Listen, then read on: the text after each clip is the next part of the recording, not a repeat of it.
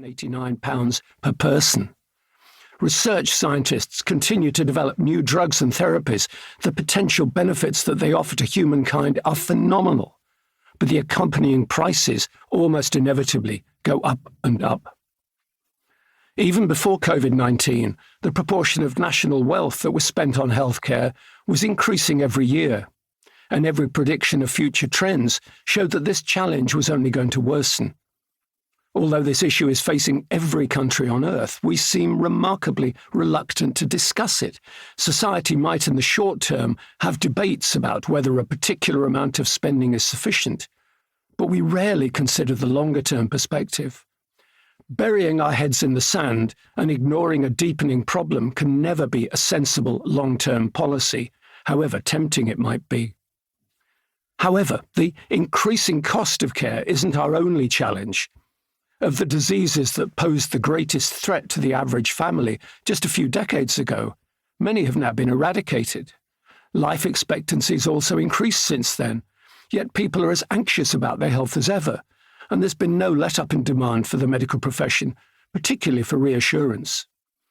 150 years ago, a typical day's work for a British general practitioner would have consisted of a constant stream of patients with pneumonia, which was frequently fatal, diphtheria, cholera, and acute rheumatism, in addition to the flood of minor problems that all family doctors would still recognise today.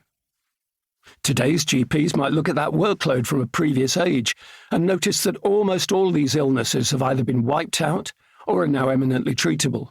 They might find themselves wondering what would be left for them to do.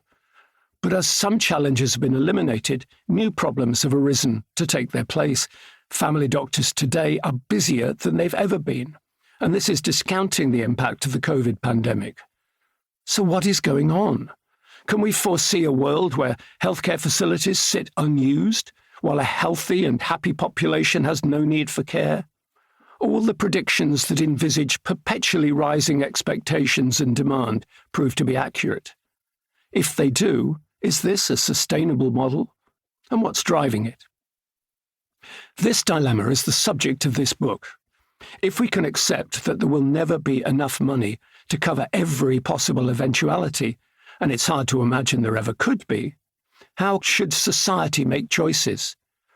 What's the real value of healthcare, and what is the end game?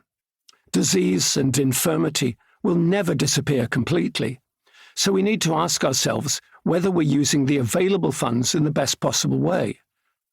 When can it be justifiable to spend more money on healthcare, if that means taking money away from other areas of our lives, which might include education or even security? This was another challenge that was thrown into sharp focus by COVID. When populations were locked down, although they were relatively safe from direct impact by the virus, the restrictions had a damaging impact on happiness, education, physical health, mental health, and well-being. Governments found themselves having to balance the dangers of the virus with the dangers of lockdown. If a country's economy suffers, a major impact on its population's health will follow. And conversely, if the health of the nation suffers, there'll be a major negative impact on the economy.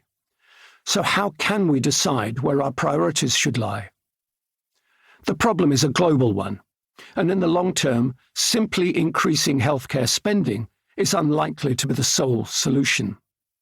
That said, the challenges facing the National Health Service in the UK have been exacerbated by a decade or more of underfunding. I should emphasise that I will most definitely not argue in this book that British healthcare currently has enough money. Years of austerity following the global financial crisis of 2008 have had a major impact. Waiting lists had risen to 4.6 million even before COVID attacked, and staffing levels were clearly becoming seriously inadequate. As the wide-ranging LSE-Lancet Commission on the Future of the NHS made very clear, the COVID-19 pandemic has reinforced the economic case for investing in health, which is crucial for both fiscal sustainability and societal well-being.